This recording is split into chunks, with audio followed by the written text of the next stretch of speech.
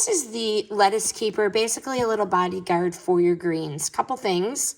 It has a nice lid and a nice base. On the bottom, there is venting and a bottom reservoir, which this setup helps maintain moisture so the lettuce stays crisp longer.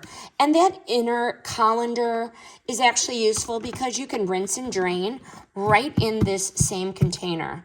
The little storage guide on the front, you can't really see it, but you keep the vent closed for items like cucumbers, asparagus, celery, and you keep it open for like lettuce, peppers, and other greens.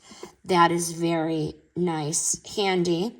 Would I buy it again? Yes. Also inside, you can add a divider if you have two things you want to keep in there. Would I buy it again? Yes. If you buy greens weekly like I do and you're sick of tossing slimy lettuce in the garbage all the time, this is a solid yes. And it should cut down on your waste fast. But highly recommend this lettuce keeper.